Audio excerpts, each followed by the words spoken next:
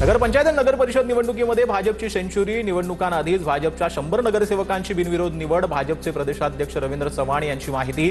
तर 3 नगराध्यक्ष बिनविरोध निवडून आणण्यात आलेले आहेत। दोंडाईच्या नगरपालिकेमध्ये इतिहास घडला। नगराध्यक्षांसह भाजपच्या सगळ्या 26 नगरसेवकांची बिनविरोध निवड करण्यात आली। नयनकुमार रावल बनल्या नगराध्यक्ष। अर्ज माघारीच्या दिवशी भाजपा विरोधातल्या उमेदवारांनी अर्ज मागे घेतले।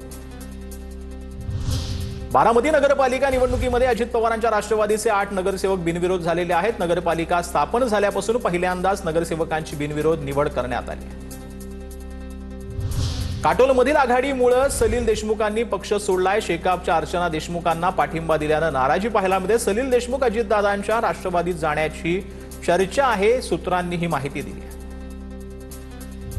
पुण्यातल्या राजगुरू नगर परिषद निवडणुकीमध्ये नगरसेवक पदासाठी गावकीनं लिलाव केल्याची चर्चा आहे। सर्वसाधारण जागेसाठी 1 कोटी 2 लाख तर महिला राखीव जागेसाठी 22 लाखांवर लिलाव केल्याची माहिती। प्रभागाची निवडणूक बिनविरोध करू, गावकऱ्यांनी हा निर्णय घेतलेला आहे। सहलीवर गेलेले कागलमधील शिंदे गटाचे उमेदवार शहरात परतलेले आहेत। अर्ज माघारीची मुदत संपल्यानंतर उमेदवारांना शहरात आणण्यात आले। माजी खासदार संजय मंडलिक यांच्या नेतृत्वात लढणाऱ्या शिवसेनेच्या आणि घाडगे आणि मुश्रीफ गटाशी सामना त्यांचा होणार आहे। उमेदवारी अर्ज मागे घेण्यासाठी दबाव टाकल्याच्या आरोपांनंतर मंडलिकांची खबरदारी जी आहे ती पाहायला मिळालेली होती। डहाणू नगर परिषदेमध्ये भाजपा विरोधात दोन्ही एनसीपीच्या शिवसेनेला पाठिंबा। पालघरमध्ये 3 नगर परिषद आणि 1 नगरपंचायतीमध्ये शिवसेना सोबळावर उद्या पालघरमध्ये शिंदेंच्या 3 प्रचार सभा पार पडणार आहे।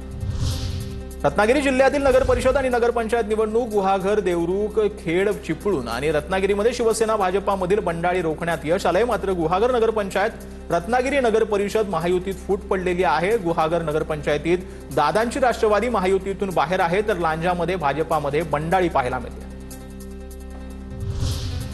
अलिबाग नगराध्यक्ष निवडणुकीमध्ये माजी आमदार मधुकर ठाकूर यांच्या सुनबाई कविता ठाकूर यांची माघार। शेकापच्या अक्षया नाईक आणि भाजपच्या तनुजा पेरेकर यांच्यात लढत होणार।